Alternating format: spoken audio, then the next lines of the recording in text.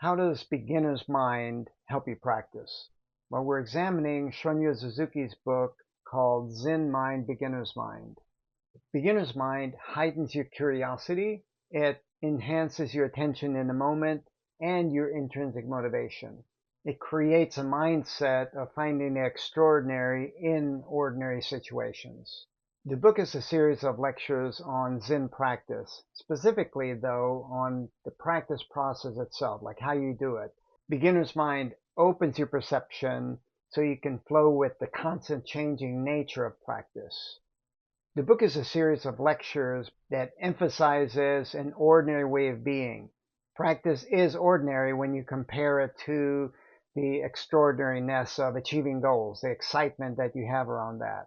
But practice makes up the majority of your life, and it only makes sense to focus on this ordinary aspect of life since it makes up the most of your life. When you seek value in the ordinary aspects of life, then you can see the extraordinary aspects in it, and then you can do extraordinary things.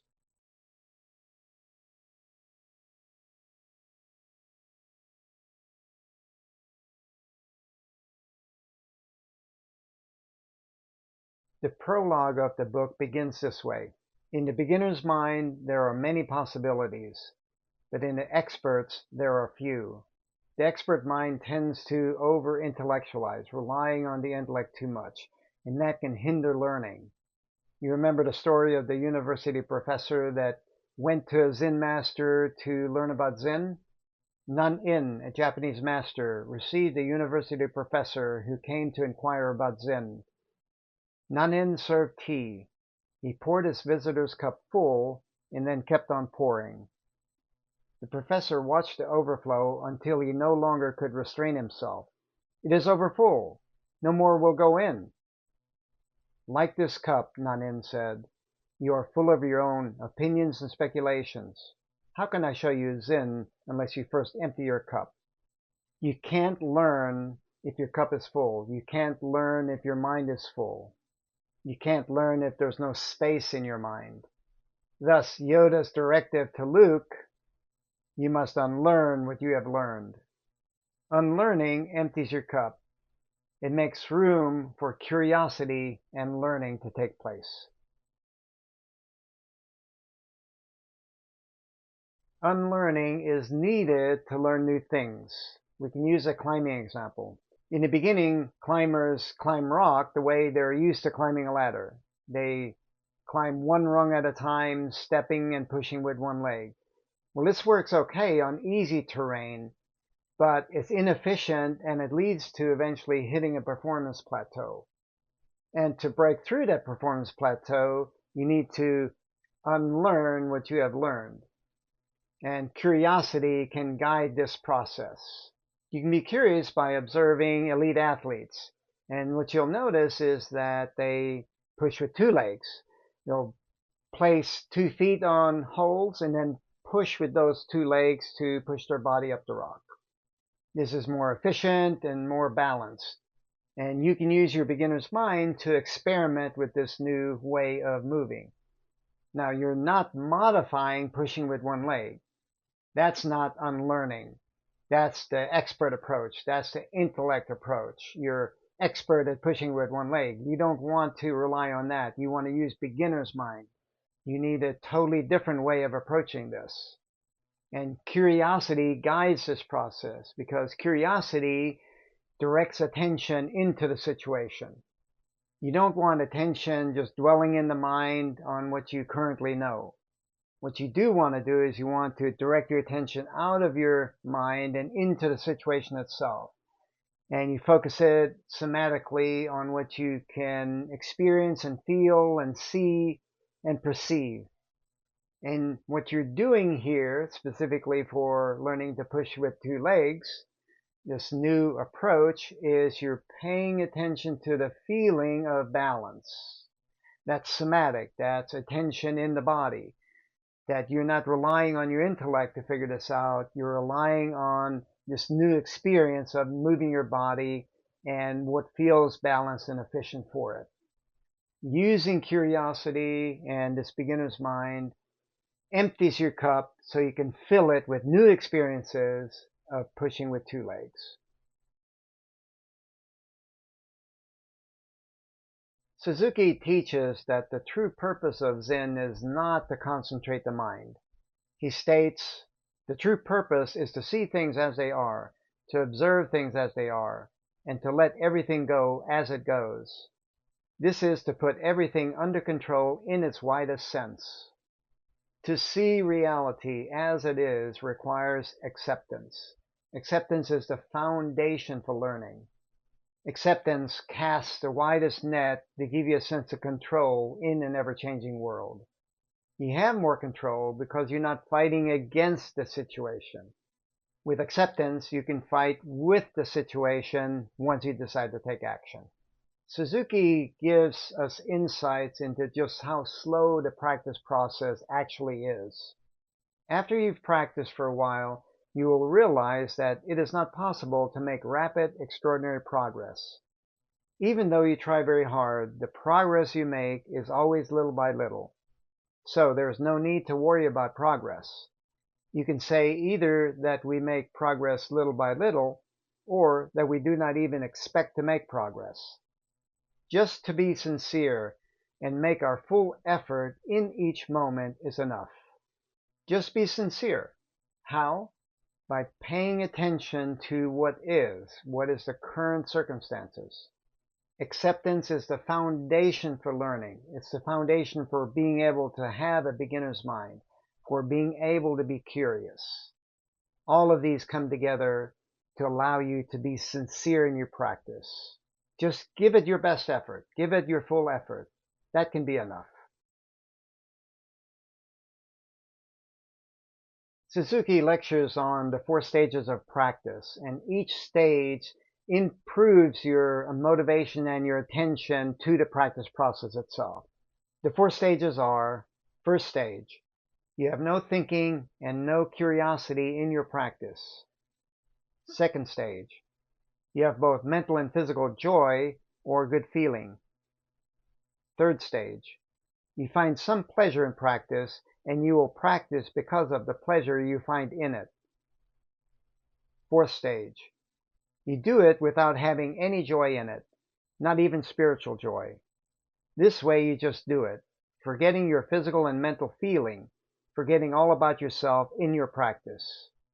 In the first stage of practice, you're just disinterested. Maybe someone else told you you're supposed to do it, so your motivation isn't intrinsic and your attention is distracted. In the second stage, your motivation is conditional. Your practice is conditional based on those good feelings and the feeling of joy that you want to have from the practice. So your attention's not fully in the practice itself. In the third stage, you're still somewhat conditional because you seek some pleasure.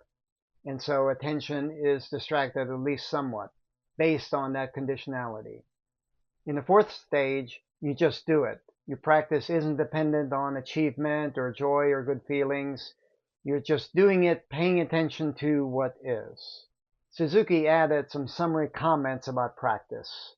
Our practice cannot be perfect, but without being discouraged by this, we should continue it. This is the secret of practice. More important than any stage which you will attain is your sincerity, your right effort. I think Suzuki's point is that it's not that you shouldn't have joy in your practice, but that if you just focus on the practice itself, then joy will naturally flow from that. When you focus on the practice itself, you're engaging your body completely. Do the practice for its own sake, and joy will naturally flow from that practice process. You need goals. They give you inspiration, they give you direction that leads toward meaningful experiences. But the practice process itself has an unconscious goal, and that unconscious goal is one of growth. The practice process has a degree of stress associated with it. So when you focus on the practice process, it directs your attention into the stress, and that creates learning and growth that leads toward meaning. Suzuki says that when you focus on the practice process, that can be enough. You may think that if there is no purpose or no goal in our practice, we will not know what to do. But there is a way. The way to practice without having any goal is to limit your activity, or to be concentrated on what you are doing in this moment. When you're practicing for the goal, then attention is distracted. This diminishes the practice process itself, the effectiveness of it, and it sucks the joy out of your practice process. Suzuki shares that an achievement focus interferes with the practice process. Usually when you practice Zazen, you become very idealistic, and you set up an ideal or goal which you strive to attain or fulfill. Because your attainment is always ahead, you will always be sacrificing yourself now for some ideal in the future. When you are tired of sitting or when you are disgusted with your practice, you should recognize this as a warning signal. It is when your practice is rather greedy that you become discouraged with it. So you should be grateful that you have a sign or warning signal to show you the weak point in your practice. Forgetting all about your mistake and renewing your way, you can resume your original practice. Are you greedy, wanting to get more out of the practice process than the effort that you're putting into it? Are you discouraged? Well, see these as warning signals. See them as your motivation is shifting from intrinsically valuing the learning process itself toward an extrinsic motivation of wanting to achieve the goal. Suzuki says, the result is not the point. It is the effort to improve ourselves that is valuable. There is no end to this practice. The meaning lies in the effort itself. Can you find meaning in the effort? Achievements are transitory. They happen in just a split moment in your life, but practices are not. They make up the majority of your life.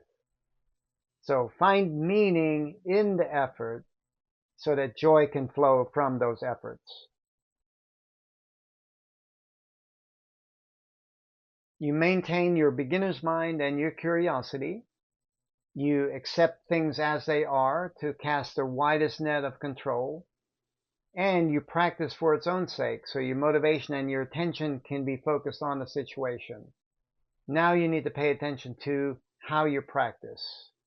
How you practice addresses quality. It helps you recognize a lot of things that you need to unlearn. You'll recognize limiting ways that you carry your body, limiting ways of thinking and mindset. By unlearning these, you can find better ways of using them.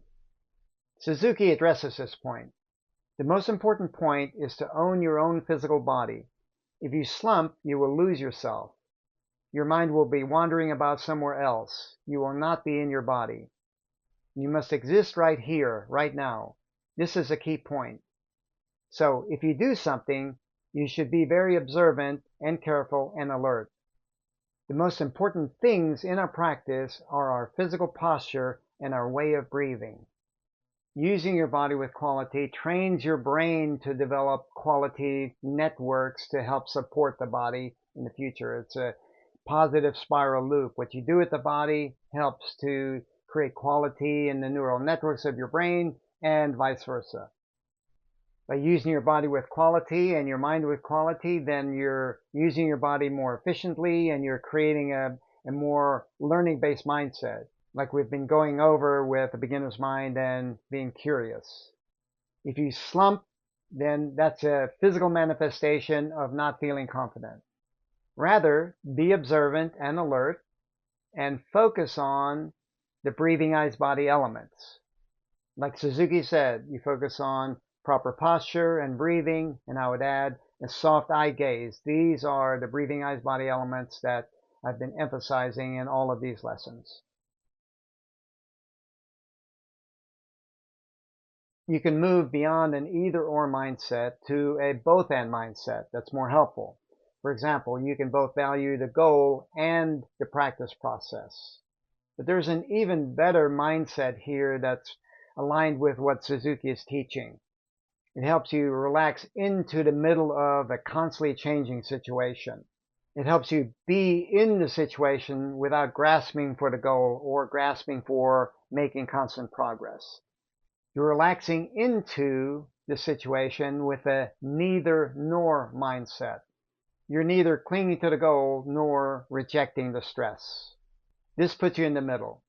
Now, this is going to require a shift from seeing situations in a dual way to a non-dual way.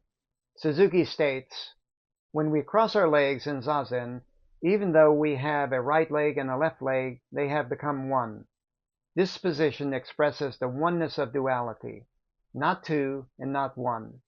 This is the most important teaching, not two and not one. A non-dual approach prevents you from latching on to the dual nature of a situation or the oneness of a situation. For example, a dual situation would be you and the rock. That's two, subject and object. And this can cause you to fight against the rock, to fight against the situation. Oneness would be you and the rock are one, not two. Here, subject and object merge into one, but this can also prevent you from exerting the effort that you need within the whole to do your part. A non-dual understanding is not you and the rock are two, that's duality, and not you and the rock are one, oneness. A non-dual approach keeps your attention in between concepts. This diminishes your tendency to latch onto the goal or latch onto the joy. It helps focus on the practice itself so that joy can flow from that practice. Suzuki leaves us with some final thoughts. We must have beginner's mind, free from possessing anything. A mind that knows everything is in flowing change. Everything is changing, and your mindset will determine how well you flow with it or how well you don't flow with it. Beginner's mind helps you flow with the situation. This neither nor mindset helps you flow with the situation. It helps you create something extraordinary from seemingly ordinary practice. The hardest part in practice seems to be when you're not making progress. And this is natural because growth equals progress. And growing is a natural part of our makeup. It's intrinsic to our nature. But we're going to hit performance plateaus that halts our progress. And it's really important to see these plateaus as learning opportunities. Something has halted your progress. What is it? Are you greedy, wanting more out of your practice than you're putting into it? Are you disgusted or discouraged? Well, these don't help. You need to continue to take steps and practice for its own sake. Here's the drill. 1. Accept. Accept that you're not making progress. 2. Curiosity. Be curious by directing your attention to the task. Engage it somatically with the BEB, breathing, eyes, body, elements. 3. Just do it. Take a step based on the raw information your body and curiosity are revealing. Use your beginner's mind, not the expert mind. Just be sincere and make your best effort. That's it. Accept that you're not making progress. Be curious about the situation and take action. Just do it. This will help you unlearn. It'll help you break through plateaus, and then it'll help you create something extraordinary out of seemingly ordinary practice.